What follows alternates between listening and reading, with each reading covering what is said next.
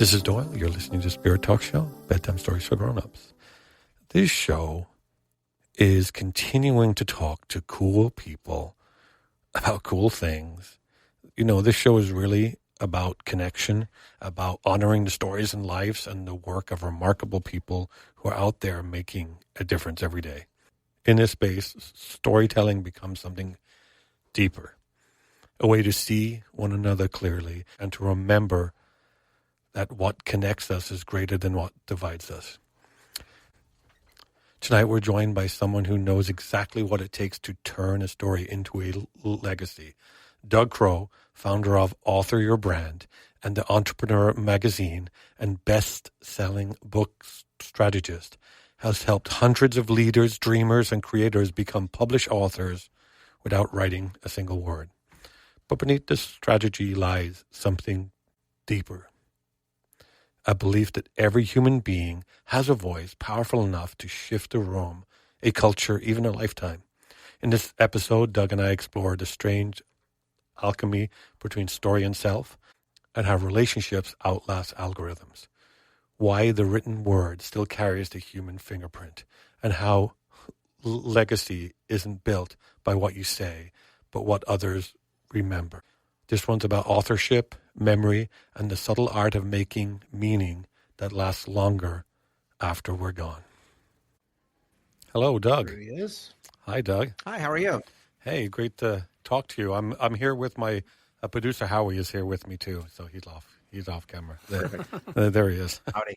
How you doing? Wow, Doug. Let me tell you, Entrepreneur magazine, Author Your Brand, those best-selling books. Did you wake up one morning and just say, you know, what the world needs is lots of Doug? No, it was an accident, actually. I was a real estate developer for 20 years, and during 2008, I lost everything. And during my little boohoo phase, I wrote a book, and the book sucked. So the book sucked, and did people buy it though? Well, it was awful. Okay, I wrote it. That's why it was so bad. Well, don't. I had Robert Kiyosaki, Laura Langmeyer on my radio show, and I called them up after everything went away. I'm like, how'd you guys get this book thing done? And I think it was Robert said that I'm a best-selling author. I'm not a best-selling writer. I'm like, okay. And Laura flat out said, I've never written a book in my life. She has ghostwriters. So I've worked on a process for that over the years and got down to a science. So I was thinking about that. So ghostwriting. Yeah. So there's books published by this author's name, and she didn't write a word of it. How's that any different from AI writing stories? Oh, there's a massive difference. I can ask 100 times better questions than a robot. Yeah, well, I get that. I experience things. A robot can't experience anything. I have responsibility, heart, soul. I'm not a prompt. I'm a human being, so I ask human questions based on context. So, I wasn't trying to compare your work to AI. I'm just saying that what I'm saying is what I meant is credited. So you're not credited as a ghostwriter, right? No, that's why you're totally ghost. And the thing is, the people I've worked with, I have some clients who come in with their manuscripts and they've written it themselves. And I can always tell because it sounds like a diary. It's through their lens. But when a professional journalist asks the questions that the reader wants to know, it just reads better, right? And they know how to craft a story with arcs and character development. And most business leaders don't do that. So you can use AI to write, but you can't use AI to really do critical thinking or proper storytelling. It's just not set up for that. It's set up for prompt response. It's different. So you have a website, I guess it's a company called Author Your Brand, and where you're specifically helping people strategize and write and finish their book. Because that's interesting. You said, I'm an author, not a writer, and I really don't know the distinction. So I guess that's what people would like to hear about. So I mean, even a person who writes their own book will do very well with a developmental editor. I'm not talking proofing and spell check. I'm talking about someone who can take whatever you've data dumped, if you're writing it yourself, and they can reweave it and craft it so it's beautiful. Taking a bunch of eggs and flour and salt and making a cake out of it. You've got to have a cook there to formulate it. And so this is something that you plan to get into, or you kind of you said you wrote your book. You kind of fell into it, right? Yeah, it was an accident. Yeah. So talk about that process. So you wrote your book, which your own words was awful. Your book that you wrote, horrible, horrible, and And then you decided like connect it to us. Like 2021, you wrote your book, and then how did this become? Oh, no, before that. I've been doing this for 15 years. I did it back in 2010 or something like that. Okay. I wrote it out. I took time off. I wrote it and, got it all done and set it aside for a minute. When I came back to look at it again, I read it, and like, it was just awful. That's when I called some people up and asked them about it. And I said, oh, ghostwriting, right? So then I just started studying, storytelling really from a Prince perspective, because you're in the West Coast and I have a background in media. So I understand, Hollywood spends $100 million to hold my attention for 2 hours with the special effects and celebrities. I'm expecting someone to hold their attention as an author for 4 to 6 hours with ink on paper. No special effects, no celebrities. Here's my story. Here's my idea. You're going to hold my attention for 4 to 6 hours? You better be a really good storyteller to do that. So when you say 4 to 6 hours, are you saying that's the length of time to read a book? To read a book in 4 to 6 Depending hours? on the size of the book. Yeah. I mean, if it's longer than that, you better be an exceptional storyteller. Wow. So why do you think I think I was researching you said the psychology between why people struggle to write their own story. Like, why do people struggle to tell their own story, like in a way that you're saying is effective, that you can? Yeah. It's like there's a spectrum of, forgive me, you're not recording, my shit doesn't stink, or I'm not good enough. Right. And a lot of people, like the people who are like really egocentric, I generally don't work with them. I work with the people who are more centered or a little modest. And they have challenges because they have, imposter syndrome. Like, dude, you've taken your company to $100 million. I mean, oh yeah, it's no big deal for me. I'm like, it is for people doing 10. Yeah, that is a huge deal. Yeah. Yeah. So, my job as a journalist and the orchestrator of the project is to really take a deep dive into not just who they are, but why they are and why it matters to the reader. That's the biggest thing I see people talking about themselves so much, because they think their story is unique, and it's not. Everyone's got the same damn story. There I was, challenge, redemption. Come on, it's the same story. It's all the adventure arc from like the Odyssey. Yeah, right. Yeah. So you've got to make it not just compelling. I use the word. It's got to be interesting, useful, and entertaining. Yeah. And most business books are slightly useful and maybe interesting, but rarely are they entertaining. When you have all three, you got a winner. So what's an example of a business book that has all three? Like, most of mine. Most of yours. Okay. Oh, wait, we're talking about that ego again. You mentioned your not me, from my authors. Oh, the ones you write for your authors. Their stories. Okay. Yeah. Okay. Well, see, Howie was nudging me to ask a question here. Did you want to ask me a quick? Go okay. For it, yeah. So many of your books are written for people, not by them. But what do you do? Like what's the process of sounding like them? Like, what do you do to make yourself sound? Oh, that's a great question. We have unlimited revisions on the sample that we generate because of that issue.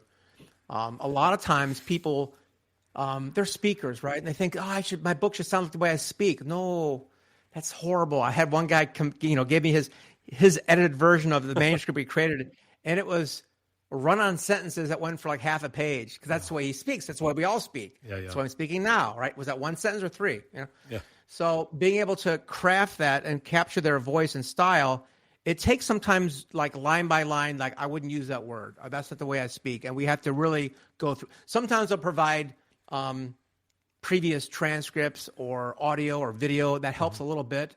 But really we have to take the words they've spoken in an interview process, transcribe it, rewrite it, and then go through it with them to get the pacing down, and then the voice, and then the style. You have all three components that are rolling into there. So it takes some iteration back and forth to match it. And once we do, it's either sounds like them or even a little bit better because of nobody reads the same speed. Yeah. I've had some people trying to do comedy books. Like, you can't, comedy in a printed format has no timing, and comedy is all about timing. So how do you do it? You better have really good story arcs to pull it off. Tina Fey's books are really funny. I read all her books. She's like, she's hilarious. Her and like Amy Poehler, they just, the way they write just works for comedy. But I mean, I love her shows and stuff. So, oh my gosh, yeah, I'm like 30 Rock. I'm still watching it every day. Yeah. I binged on it just last year. I went through the whole thing again. It was great. Yeah, we're watching in the middle of it right now. I have this weird thing where I won't watch the last two episodes because I can't deal with the fact that it's over. Oh, So I don't want to watch the last two episodes. Wow. So understood. Yeah. okay. Let me. So there's lots of shows I haven't seen. Like I love like Frasier, but I haven't seen the last two episodes. So, so tell me. Okay, so if I'm an author, I wrote a story. Why am I coming to Doug, and what are you doing specifically? Because I feel like I'm not totally 100% grasping it. Yeah. Okay. So you've already written your story out? Yeah, I've written my book. Yeah, I'm saying in this Okay. yeah. And do you know that people are going to want to read it? How would I know that? We do research before you write.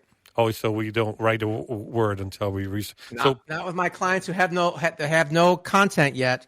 We spend a month doing research for them. Wow. One of the things we do is we'll do. It's just so much fun to do when I did it manually. Now we have an automation for it. But we would go to Amazon in their category, and I would compile a couple hundred 3-star reviews from the top best-selling books in their category. We ignore 1-star reviews because people are just angry. People are bitter. And I ignore 5-star reviews. It's usually somebody's mother, right? Yeah, but yeah. a 3-star review always says, I like the book, but I like this author, and I wish you would have said this. And when we data mine over 100 or sometimes 200 3-star reviews in the top best-selling books, and we copy and paste every single 3-star comment, build a pie chart and a graph, I can tell you with certainty what your audience wants and what they don't want. Okay. So that's step one. Step two is we'll float 5 or 6 covers and titles, and we do some surveys on it on social. And then once we've got our top 2, we'll do an actual focus group with their ICP to make sure their audience really loves this. And once we have all that data pulled together, we say, this is going to work now because I've got these things set up for you. The icing on the cake is we are big into distribution, not marketing. Okay. Because marketing is hey, I hope somebody likes this, and I'm going to persuade you, convince you. Distribution, on the other hand, means I've got a channel partner that already knows this, wants it, and is ready to distribute it for you. So when you say distribute, you mean sending it to the bookstores, right? No, not bookstore. Have you been to a bookstore lately? I haven't been to one. I've been to a Barnes and Nobles because it's one in Folsom, but probably a month ago. Yeah. Yeah. Right. So no, distribution partners are more like. I'll give you a story example. It's usually best. One of my clients, Vistage chair, and leaves a meeting, collapses on the ground, wakes up in the ER going, what happened? And the doctor says, you got to talk to this guy over here. Who's that? No, that's an oncologist. Why am I talking to him? Because go talk to him. Okay. And he finds out he has inoperable brain and lung cancer. Oh, geez, So wonderful man, given a 4% chance to live 6 months. He's with us 5 years later, 80 chemo treatments, hasn't lost his hair. He comes to me and says, I'm going to write my book. I'm like, okay, amazing. He's not Pollyanna. He's not depressed. He's just stoic, and this is going to kill me, but I'm going to live life fully. Probably one of my favorite interviews of all time. Yeah. He mentions Vistage in his book. He mentions American Cancer Society, and we don't edit those names out. We leave them in as he's discussing it, and we obviously interview him and draft his book and format it and obviously edit the heck out of it. But when it's done and published, the book gets sent to Vistage and American Cancer Society, and we tab the sections where they're mentioned. And, of course, they go to the tabs first. Oh, this is great. Look, they're talking about me. His very first 2 keynotes, American Cancer Society, Vistage National, where he wins an award, and they named his annual award now called the Les Whitney Resilience Award, named in his honor. So from that experience a couple of years ago, we've leaned into saying, listen, this worked by accident. Why don't we do it on purpose? So most of my authors now, I'll say, hey, where do you want to speak? What company would you want to consult with? Give me a Fortune 1000 company or National Association. I'll interview them on your topic, and if they make the cut in the book, we're in good shape. So we have distribution pre-set up before the book is even written in the tune of thousands, sometimes tens of thousands of books ready to go out the door because it's not all about the author. It's about the author, what we call the reverse spotlight method, where we'll put it on their ideal channel partner, big distribution partners, what we focus on for them in their story. So if this sounds like you're talking about someone who's a CEO and he's very successful in the way of life. It doesn't seem like this is a service that a first-time author who's writing his first book and maybe they work in a restaurant. It doesn't seem like that kind of service that you'd take that kind of person. I don't know. You would? You know, it really goes back to confidence and your value proposition. Yeah. There's every entrepreneur, every big entrepreneur was once a small one for the most part. So if you're I've had plenty of clients who are solopreneurs or small companies end up working with big ones because they can do things that the big companies cannot. They can adapt faster. They can respond quicker. They can bring values that the big companies can't because of their dinosaurs. Yeah. So a person working in a restaurant might not get into Nabisco, but if they've got a really cool idea and a great story and a value that, hey, I can do this workshop or seminar or talk that makes sense, why not? Okay. It's a really confidence thing of like, hey, if they're intimidated by talking to people, it's not going to work. You got to be able to, have a chat with them. So if I know people, I've known lots of people who've been on the show who are first-time authors. They're writing their second book. They've had a modicum of success. Those people should contact you to see if you could help them become that best seller or transform their lives based on yours. Yeah, if they already have an existing book, I have a shorter supplementary short read version we can do to get them into those big opportunities. If they don't have a book, I'll say, hey, let's spend the next 12 months and weave in those big opportunities inside your manuscript so that when it comes out, we'll call their PR departments. The heck with you trying to go raise $50,000 to market your book. Yeah. If you've interviewed this association and these two big corporations and they're mentioned positively, then I'll ask them, hey, you want to promote this? You're in it. Okay. Well. And 9 times out of 10, they're like, yeah, sure, we got some budget for that. Let's go put it in our social. We've got 18 million followers. You got what, 10,000? 10,000. Happy to help. So do you have a specific story of like one author whose life or business was transformed by finally sharing their story? I got plenty, yeah. Okay. None you want to share, I guess, right, on this show. Oh, no, I'm sorry. Give me the first one that comes to mind is Sarah Macon. Okay. Sarah was a 23-year-old young therapist working at a clinic, and she calls me up, I'm thinking of going off on my own and start my own practice, but the rent's going to be $600. I'm nervous about that, and I want to do a book. But who's going to listen to me? I'm a therapist, 23 years old.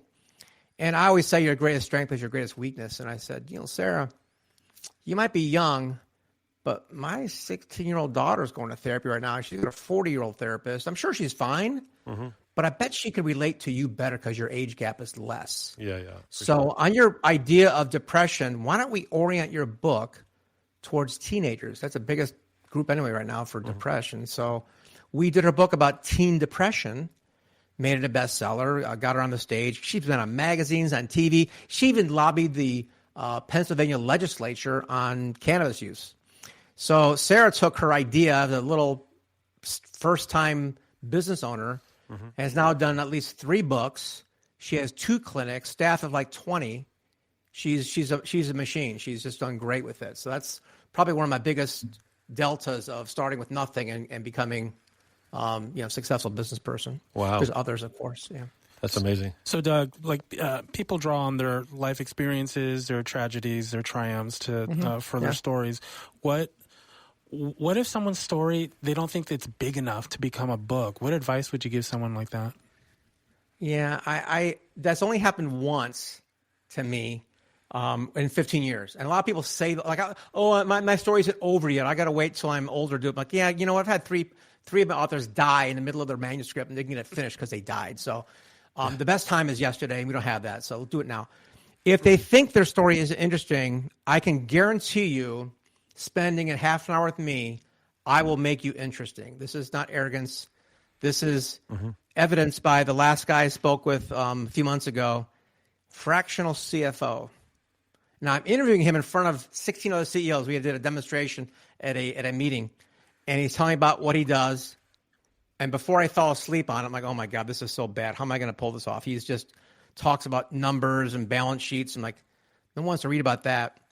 So I asked him, well, why do you do this? What drives you? And he talked a little bit, and all of a sudden we got into family and what his son did. And his son used to be outgoing and charismatic and just a vibrant little boy. But as a parent, as a 5-year-old, you tell them no. Yeah. And within 6 months, this little boy was quiet and shy and not engaged. And the guy was like, you know what? I don't know what's wrong. And he thought about it. And he was a wise person. He reflected and said, you know, I think it's me. I think I wasn't using the right language. Instead of saying no, I started using a little NLP on him. I asked questions like, is this the way a good boy behaves? You know, he asked questions, and the kid snapped out of it within months. And he's telling the story in a much more dramatic way than I am. Half the room's like tearing up. Oh. And so I found out his values, and I weaved in his values to his profession. So I was able to take a boring ass profession like accounting and pull in his personal values and weave that together to say, you know what? If you're going to hire a fractional CFO, you can hire a guy with good numbers, but man, this guy's got good values to back it up. So what I really want to ask you, but I'm putting you on the spot. So to do a mini session with me, right? To see if my story, we should do something like that, because I have a lot of stories. Now, of course, I've always wanted to write a book, but to be honest, I've become discouraged with the book writing, because we've had like authors on and publishers on, and it's all about like, hey, don't have high expectations. Your book's going to be bought by 200 people is what it sounds like. But I have a pretty colored like story in my past. I come from Ireland. Yeah. My family history has some, you know, I'm sure you know about the Republicans thing in Ireland, the IRA and all that stuff. A lot of colored past, and I kind of ran away to America like when I was 19 and kind of made this life for myself, traveling around the country for years. So like, what would you ask me? Well, we have to go a lot further than that. Yeah. I'm happy to do a mini session, and I respect that, because when I do my podcast and I bring on, I guess sometimes like I do it for myself, so that's totally fine. By the way, I'm working on a book for an attorney right now. She does trusts for people in Illinois. Yeah. Eileen Curlin Walsh, and Irish, Eileen is very, very Irish, and I'm learning a lot about what happened when she was there during the Troubles, and a lot of things are going on there. So I think there's a lot of drama with that, and it got a lot of either no press or negative press here. I think we all know that. So it's important, I think, if that's part of who you are, we would talk about how that impacts your life now, your future, your family.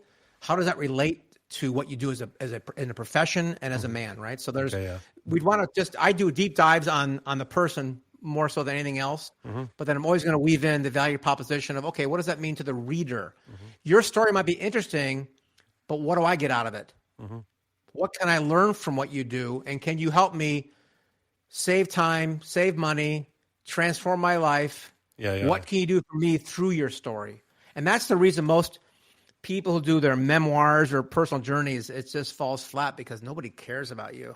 Yeah, well, so you're saying is most people read a book, even a fiction book, for what can I get from it? What's in it for me? Yeah, that's a fiction book. You're getting escape.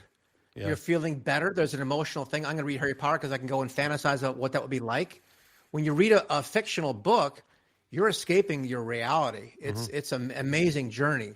For nonfiction books, most people avoid that, and that's why they don't always get opened, let alone read. So having a fiction or nonfiction book being interesting, useful, and entertaining it's very important to weave those stories with arcs and tension and character development. Like, how do you deal with? I know this guy who's about 25, and he has been writing a book for the last 5 years, and the more you get to talk to him, there's this thing called unwarranted confidence. You know what I mean? Is you have a much higher opinion of yourself than probably. And so, how do you deal with, this person is convinced as soon as I release this, it's going to be the next big thing, and I'm going to be known around the world. And I'm thinking oh, babe, no. So, do you ever get that? Someone who you have to say, a reality check here. That's not in the cards for you. You know what I mean by? It depends, because sometimes that's only happened a few times. Most of the time, I believe they can. Yeah. I would never cut someone's dream down.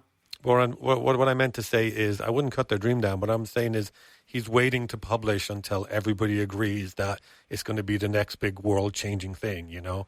So No, that's just dumb. yeah, I know. You gotta have it. That's what I'm saying. You can't be world-changing if no one knows about it. You know, it's a tree in the forest that falls and no one hears it, and sorry. That's what I'm saying. Hey, we're talking about that today. Yeah, I was saying that today, but he's totally convinced that his opinion is the best around, and he can't. Yeah, I don't know. I know. So he doesn't listen to the show. Yeah, so I had one guy that I talked to years ago, and you know, my business coach was listening to my recordings of my sales calls. And he heard one, oh, you were engaged. The guy loved it. It was fun. The second guy you talked to, man, it was kind of like you were bored. You didn't. What was all that about? And I said, oh, that guy. Well, he was more about himself than anything else, and it didn't really interest me. I mean, he's very successful. He's the youngest spy ever recruited by Castro, became a double agent for CIA, laundered money for Oliver North. I'm looking him up on Wikipedia as he's talking. It's like, this is amazing.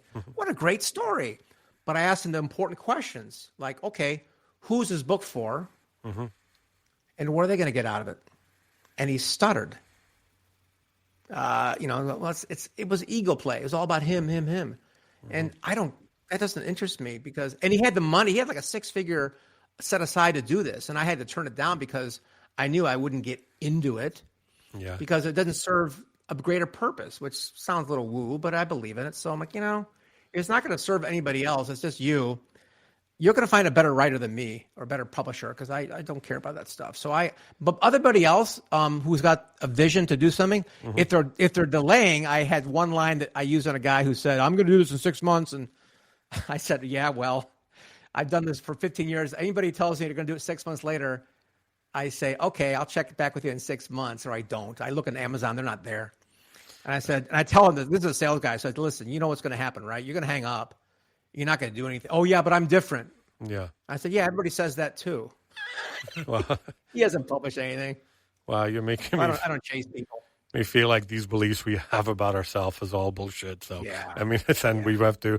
Okay, so I was reading the email that you sent to me earlier, and it seemed like you really were interested in the quantum, like consciousness and physics and that kind of stuff he's talking about. So, like what was it about that caught your attention?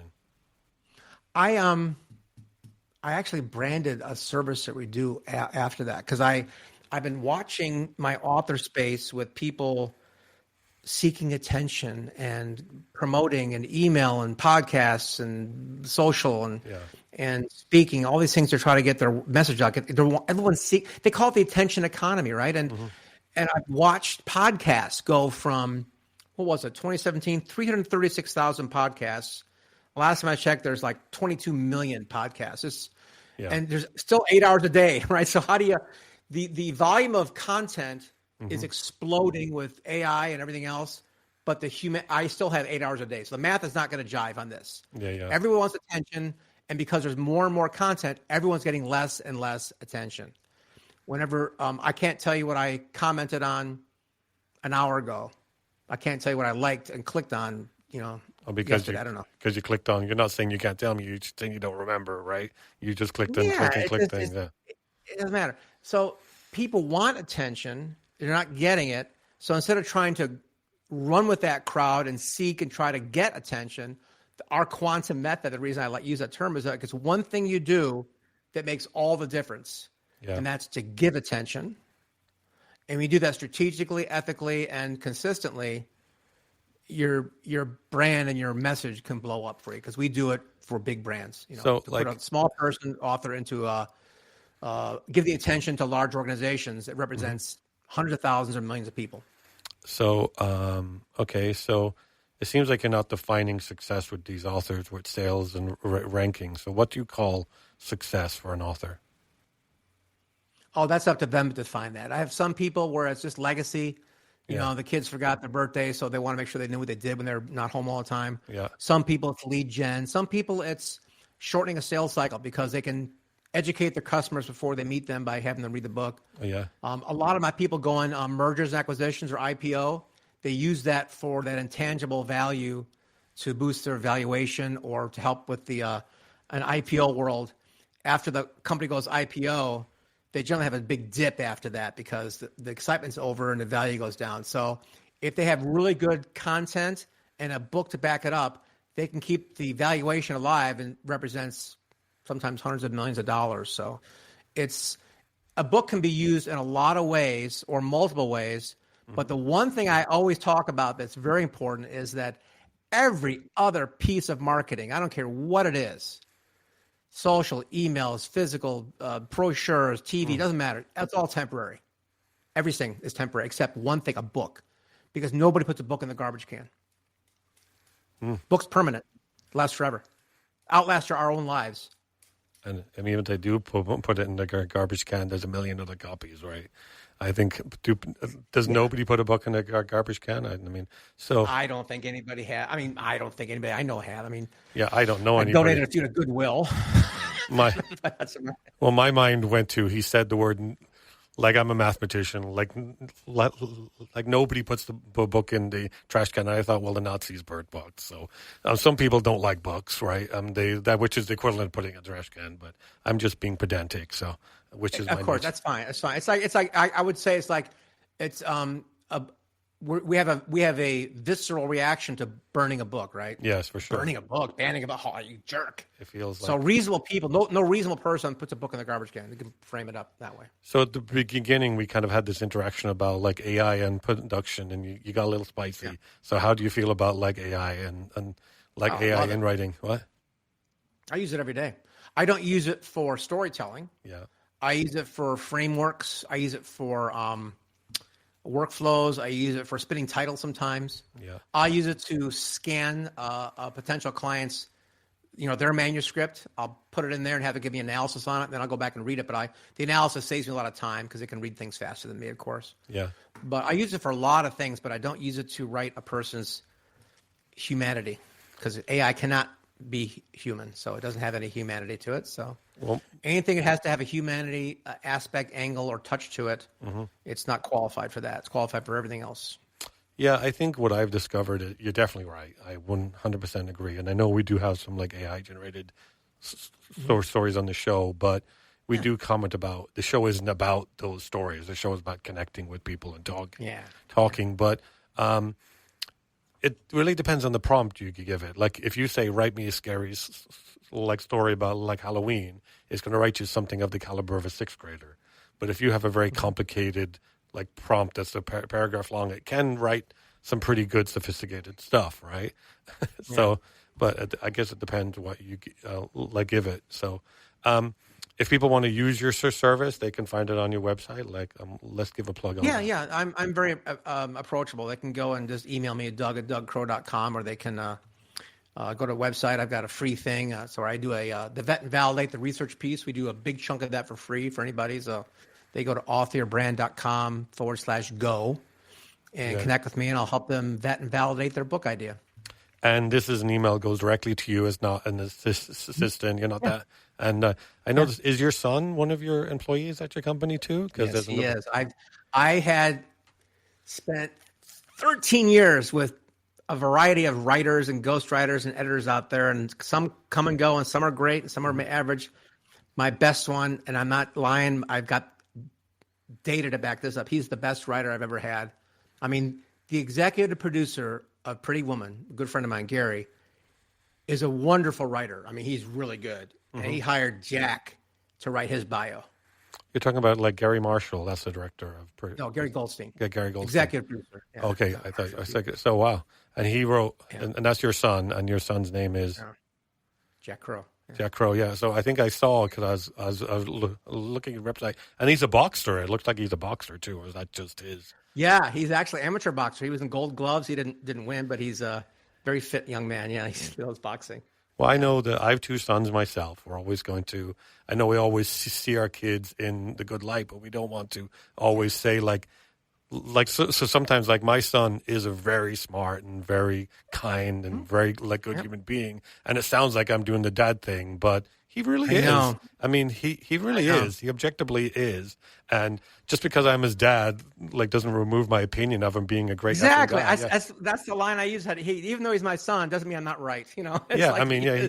He could be my son. That's why when I see like Kiefer Sutherland and all these actors, and people say, "Oh, like it's nepotism," but I'm saying, but he's also a good actor. So he's also a good actor. So yeah, he might have got his foot in the door and got the call and stuff because of that. But I had other writers. It was not my first choice. He's just my best one. I mean, it's... so your son is a ghost writer. That's what everybody does in your company. They're ghost writers. Yeah. Okay. Yeah. And that's what he does. He does some things. We do this demonstration we call it Author Accelerator, where I interview a prospect live on stage in front of the audience, and I do that. I interview them, talk to them. But while I'm interviewing this author, my team, including my son, my operations gal, and my designer, are in the background listening in, and they're crafting this person's title, book, table of contents, a database, website, everything while I'm talking. And the outputs he's created in this 1 hour time frame. I mean, last time I did it in September, I got choked up reading it because it was about a very emotional story about this guy building this product for people with Alzheimer's, which my mom died of. So he's telling the story with beautiful arcs and cadence, and then zingers that come in there. I'm like, this is just brilliant. So wow, that's so cool. Yeah, and he's your boy, and you can't be, you're always gonna be on his side. But I mean, I'm not. I don't want to negate that he obviously has a great talent too. So that's a great thing. So on this show, we do sometimes use like AI generated stories. I want to be truthful. I'm a little bit intimidated to read an AI generated story to you because I'm saying, okay, we're going to get no holes barred on how terrible this is. But so what we can do is it's a really short story. What we do, we go on your website, we data mine your website, and I have like AI data mine you wherever they can find anything about you online. And it wrote a story, and it also wrote a poem, which is based on your life. So there's two options here. I can have if you'd like to read it, I can share the screen, or I can have the velvet voice of Howie read it right here. Let me hear the velvet voice of Howie. Okay, the velvet voice of Howie. Okay. All right, the ghostwriter's mirror. He used to joke that the world didn't need another writer. What it needed were listeners, people who could hold another person's truth without judgment, rearrange the words until they sounded like courage. Doug Crowe wasn't always a storyteller. Third person, it can't be me, so it's one of you two guys got to read. Okay. Okay. Once upon a time, he was just another man, and sorry, as long as you don't say in the realm of or plethora, we'll be in good shape. Okay. Oh my gosh, another one is synergy, and I work in. What are the sayings? Oh yeah, I hate Doug. The sayings like much ado about nothing, last but not least, like these BS things that people say that have no meaning, but they just say them. I just hate those because that's so. That's fine. It's fine to use AI like this. I don't mind it, guys. I mean, I use it sometimes to generate stuff. You had some source material and you created this. I would just say, like in my TEDx talk, I talk about, use AI. Don't let AI use you. So we have a rule at our company. We use AI for emails all the time. But I say, do never, ever, ever allow to put anything out into the universe that wasn't read and edited by a human being. And I don't care if you got to change one word, but you're never going to ever put anything out there without a human touch on it. Yeah. So that's my only rule in our company. Other people can do whatever they want. I'm not going to, I don't. Well, I definitely judge. I definitely use AI to write some of my emails, but I'm going to change because AI does know my voice, and there's some things I wouldn't say, and like I'm saying, no, I'm not. No, I would never say. You got to train it. You got to put up a folder and put your stuff in there and start, reprompting it. One trick I've learned that I really love lately is having AI write its own prompts. Oh. It writes much better prompts than me, and so when I give it an idea and say, please write a comprehensive prompt that does all this. I'm working on one right now before this call. It was a prospect call I had last week, and I had like a 20-minute call, and because of my prompt, it's generating a 57-page document on how to take this guy and help him out with a workflow and a checklist and story ideas, everything. So for expanding on that one call, it's amazing because it wrote the prompt for it, so it knows exactly what I wanted. And, wow, that's great. Wow, that's what I use it for. I mean, I'm not going to use it for the creation. And I'm never going to put something out in the world that's a creative piece that was done by AI and put my name on it. Because, AI, when you have AI write you stuff, it will say, like, by Doyle, like my full name's not Doyle, it says my full name. But by Doyle, I'm thinking, why did it put that? I didn't tell it to put that, and I didn't write it. I mean, I wrote the bones of it and it organized it, but it's strange. So okay, where were you, Howie? Okay, Doug Crowe wasn't always a storyteller. Once upon a time, he was just another man in a corporate suit, a man who measured success in numbers, not narratives. But somewhere along the way, he realized that behind every business plan, every pitch deck, and every resume, there was a heartfelt heartbeat waiting to be heard. He began to listen differently, not for what people said, but for what they meant. And from those conversations came Author Your Brand, a sanctuary for voices that didn't know how to begin. Over 200 authors later, Doug has built more than books. He's built bridges from the inner voice to the outer world. He often tells his clients, your story doesn't start when you write it. It starts when you finally decide to be seen. That's legacy. Not a bestseller badge or a viral post, but a single moment when one person's word remind another that they matter. Doug Crowe doesn't just author brands. He authors belief. And belief, once written into the world, never fades. Okay, that's your story. What do you think? Okay, it's great. I've never had a corporate suit. Other than that, it was great. You'd never worked in a corporate situation? I did, but I was a sales guy. I never wore a suit, so I sold Nextel for about a year and a half, and Brunswick for a year after that. Well, you were doing a job that metaphorically could have a suit, right? So it's a nuance, right? It's not a big deal. It's a suitish job, yeah. So that story is a story we wrote. So, but overall, do you think it captured you, or that was the AI captured what you're trying to do? Because I want to. I'm biased, man, because I could. Be biased. Huh? Be biased and tell us what you think for sure. Yeah. Put it up on the screen again. Okay, put it up on the screen again. Here we go. Okay, sorry, sharing screen. Sorry, there it is. Okay, there we go. Okay. Are you reading it? Is that what you're doing? Yeah, I'm sorry. Okay. Probably not great radio to wait for him to read the story, but I can edit this part out.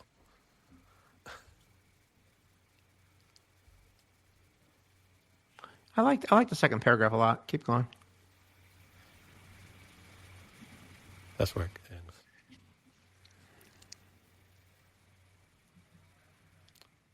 I'm gonna words.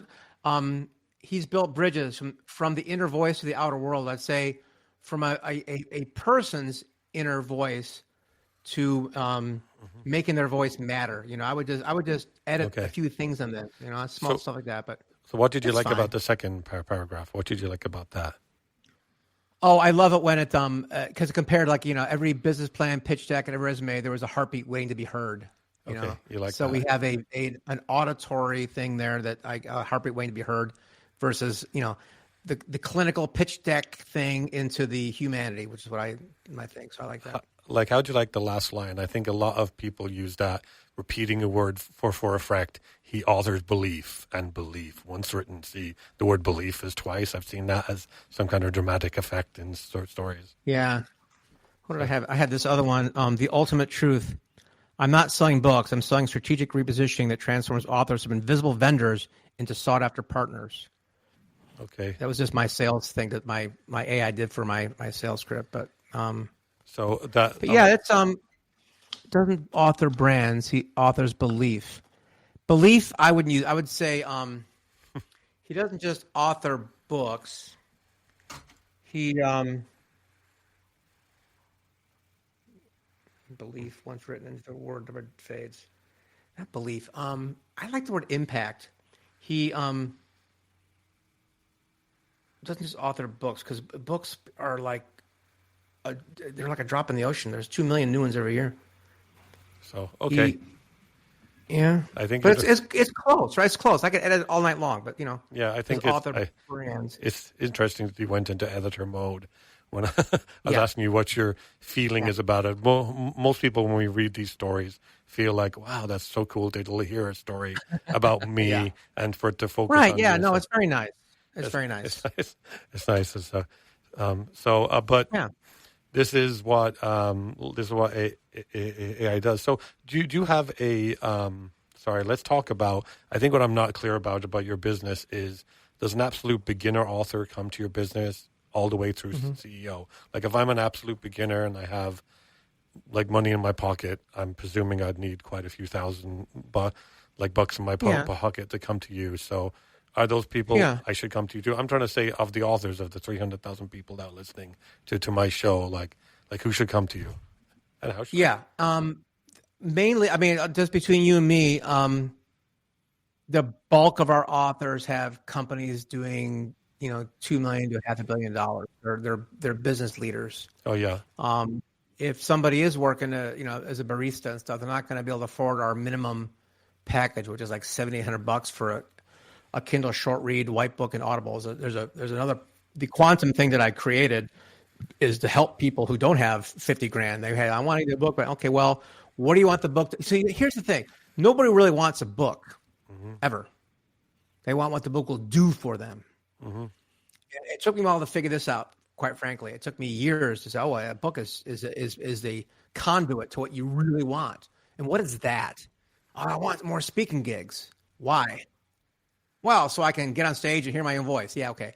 What do you really want? Oh, I want people to see me and recognize me and hire me. For what? For consulting. What do you consult about? This. All right. And what problem does that solve? And I go really deep on the business side of this for most people. So it's storytelling is a vehicle. And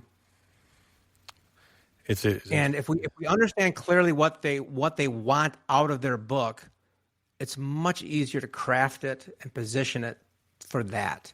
Most people, unfortunately, get sucked into the vanity metrics of my story, my coolness, my social, all that crap. Yeah.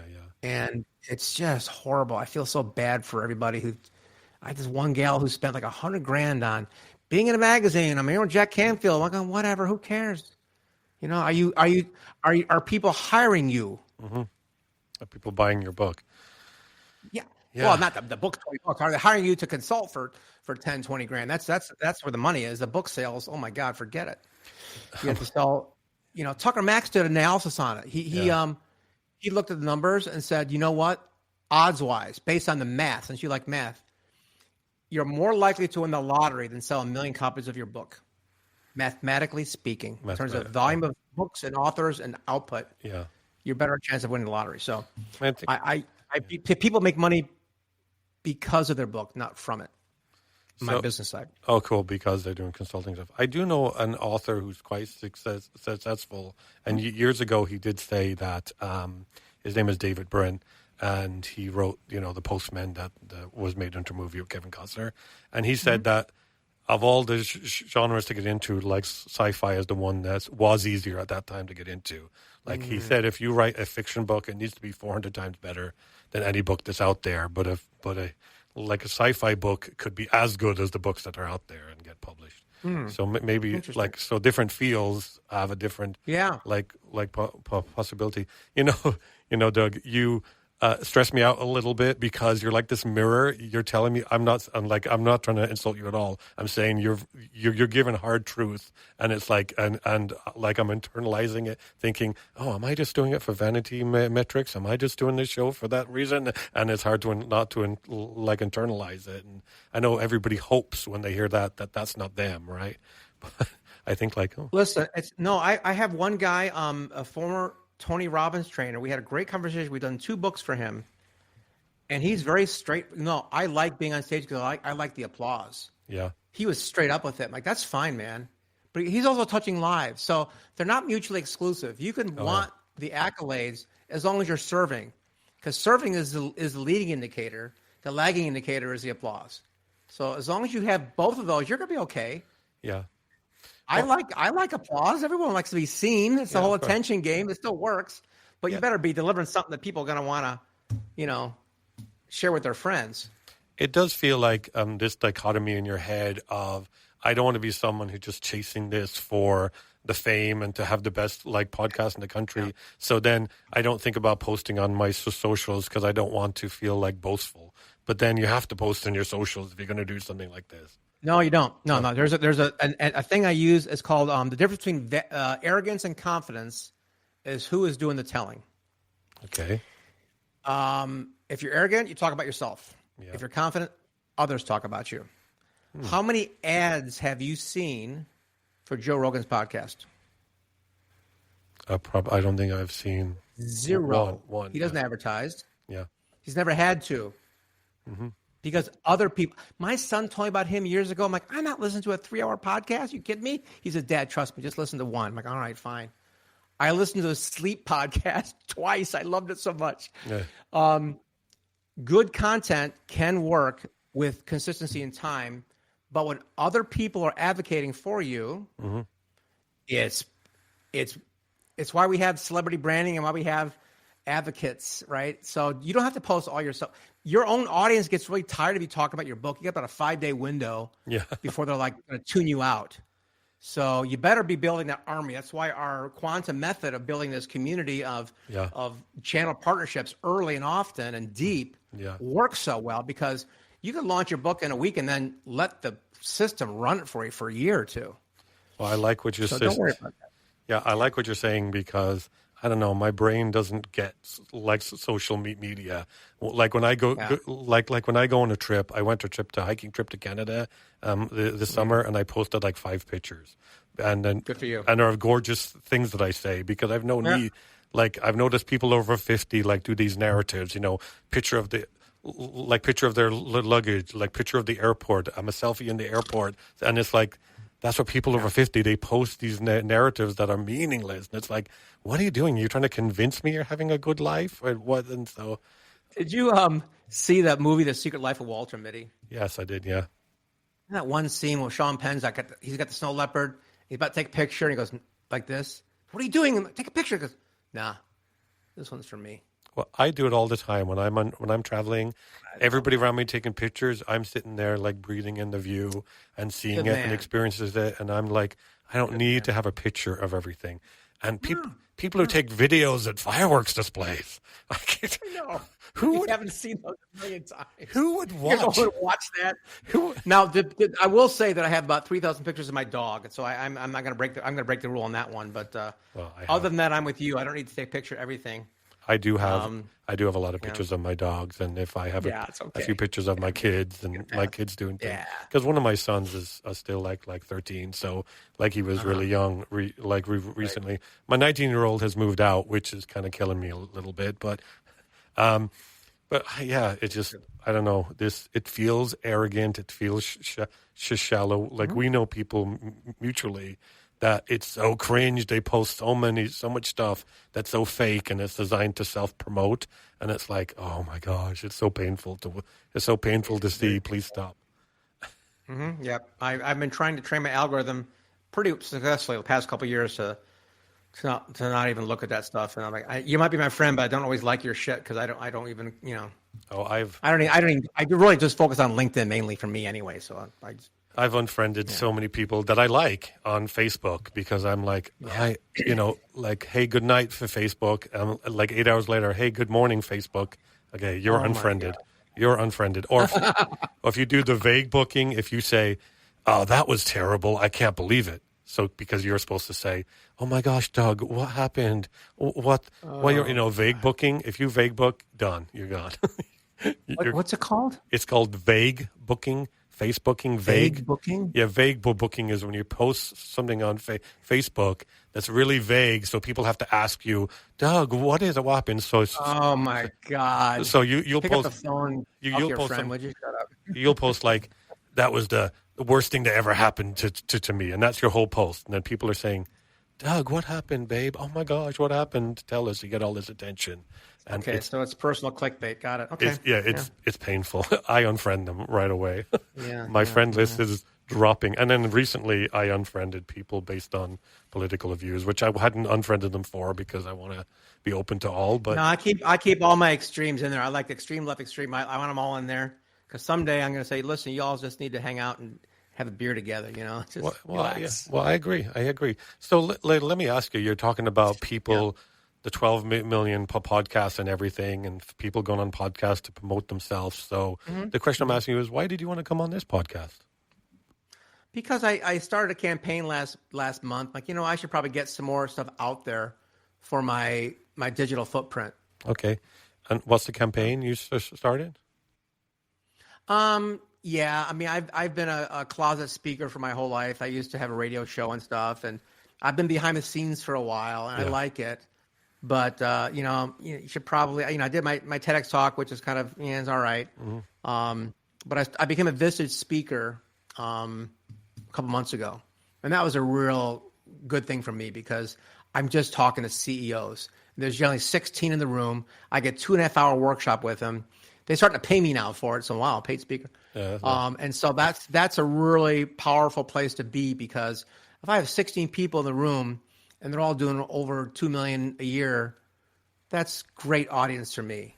Yeah. And the more I have to back that up with some social digital footprint stuff, it's going to be better overall. So I did a campaign for about 30 days. I've got about 2 or 3 more like this to do. Then I'm not going to do any more for a while because I can just focus on my client work, of course. Well, hey, thank you for being one that you spend time with. So if you, well, thank you. I enjoyed your emails. Yeah, my pleasure. Your voice in your emails definitely caught my attention. I know I kind of ignored one for a while, not on purpose, but you know how you see an email and you think, hey, that's important. Then you think, oh crap, like 2 weeks later, I forgot to reply to that email. That's why we need it. No, it's fine. I had the same thing. I was looking at my email actually before this call. I'm like, oh my gosh.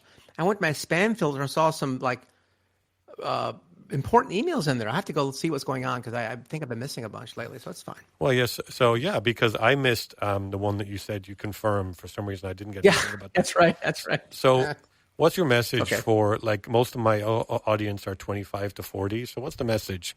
What's the Doug Crowe message for those kids? Doug Crowe is, I'm going to borrow I'm going to paraphrase this, but you know who Glenn Morshower is, the actor who's been in 24 and every Transformer movie. He's got this beautiful Southern accent, short hair. Okay, so Glenn was speaking at a friend's event, and he spent a long time saying, well, I'm going to do it in 30 seconds, but you're a miracle.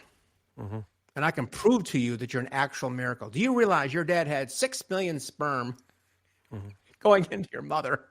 And you were the one that won. You've already won the biggest race of your life. You won the race of life. And because of that, you're actually very, very, very special. And so anybody's listening to this, I'd say, you know what? I can prove to you that you're very special. Now, it's up to you what you do with it. But the fact that you're here is an absolute miracle. And because of that, there's something important and useful about what you're going through. And you can stay in a cocoon if you want, but probably more likely it's best if you serve others and share that with others, because I believe we can all make the world a better place by doing that. Wow. It sounds like Doug plays the kind of, no, not his name. You said Glenn. Glenn seems like Glenn plays the type of characters that he is in life, because I loved him as the bodyguard to the president in 24. He had this person, he got this integrity that like his whole arc is, I could get in a lot of trouble, but my integrity comes first and I'm going to help you. Right. And he sounds like he is that kind of person in life. So nice. Craig, my friend Craig knows him very well. I just met him at a conference once, and he's a great speaker. I mean, he's a good actor, of course, and he plays the same character. He said he's played more military characters than any actor in Hollywood, and he has no military background. I could see him play. He has that face. He has that face for that general, and I know a few actors too. Black Hawk Down and the Transformer movies, a bunch of other ones. But he's got a huge IMDb file. Yeah. But when you see him, when you see his face, you're like, okay, this guy's going to be military, right? That's what you expect. Yeah, right. I think in 24 he played the Secret Service, but I think he was former military in that show too. So I mean, Aaron Pierce. I don't know. I'm binging on it again right now. It's so funny you mention that because I haven't seen it in so long. My mom loved the show, and I started watching again. I'm in season 7 right now. So it's good. Like of 24. Is that what you're talking about? Yeah, I know someone who worked on it, and he did set building, and he says that show was amazing. I loved it. I'm going to watch it again. And the reboots they've been trying to do haven't really worked. But I mean, Yeah, right. but Kiefer was great, and he was also great in what's that one where he becomes the president? And becomes the president because everybody dies. Oh yeah. What's it called? Designated Survivor. Designated Survivor. Designated Survivor. I liked it. So wow, Doug, He's a good actor. Yeah. it was good. He's good. I like him, and just because his father was amazing too doesn't mean he doesn't get the credit, right? It's kind of it's kind of hard for why would your son not deserve the credit he deserves just because he's your son, right? Exactly. That's not fair. He does. If you do something good, you do something good, right? I mean, that's just because we were. Well, hey, thank you so much. We've talked for an hour. Do you believe? Look at you. You've spoken to me. Oh my gosh, thank you. An hour. That's great. That's fun. Well, this was fun. I really liked talking to you. I thought when I first came on and I talked about like AI comparing it to ghostwriting, I thought, oh crap, I pissed him off. This isn't a good start. No, I was every day. Yeah, I know. I thought you were thinking like, is he saying that ghostwriting is the same as like AI writing? Yeah. I just don't know that. I don't know, as someone that didn't know this, I don't know like how much of a big author's book is not written by them. Like we think like Stephen King writes everything, but is he not really writing everything? You know, I don't know. My wife is a big investigator, and she told me she couldn't back this up, but she said even some of J.K. Rowling's later books, she had help on those. She got busy or something. I don't know. Well, but I think really good ghostwriters mirror the voice so much that you cannot tell. That's what we always aspire to, at least. Yeah, because it seems like she's worth $1 billion. She might not feel the time to sit down at a typewriter or a computer. I mean, yeah. So, but this is years ago. The series is over. She's writing she's doing the pen name on the investigator, the crime series she's doing. My little wife loves those books too. The Galbraith, I think. What's her pen name? But I should have to ask her. I think you can look up pen name J.K. Rowling for crime series. They made I think a TV series on it too. Wow. Yeah. I think is that because do you think she's doing that because of she's not as popular anymore because of her views on things? So her name isn't as gold as it used to be. I don't know. I think she's too young to retire, so she got to do something. That's my guess. But yeah. I mean, all the Harry Potter plays on Broadway are doing fabulous, and there's a TV show. I think I haven't seen it yet. And there. Okay. Yeah. Well, hey. Well, thank you so much. What's any last message before I sign off here? No, thank you so much for your time. I appreciate it. If anybody wants to talk about books or their message or getting out there in the world, I'm happy to talk to them. authorbrand.com/go. And everyone's got a story to tell, and we'll help you tell it better. So. Great. Well, thank you. Thank you, Doug. You bet. Thank you guys for listening. If you guys would like to get involved, go to spirittalkshow.com. And good night and have a great night, Howie. Good night, Doug. Thanks for joining us. Okay. Good night. Thanks, Howie. Okay. Bye. Thanks, Howie? Why am I chopped liver over here? I said thanks. Then I said thanks, Howie. I did too, didn't I? Okay. Oh, I didn't hear you say thanks. Cut that out. Do it again. Okay. Hey, thanks, Doyle. Thanks, Howie. Okay, good. Chopped liver over here. Jeez. We might keep that whole bit in where you don't say thanks to me. And I'm like, oi, with the chopped liver. Thank you very much. Okay. Thank you very much. Okay. Yes. Thank you, Doug. I'm just going to press stopping record here. Okay. Thanks for spending time with us. Now go make a story worth telling.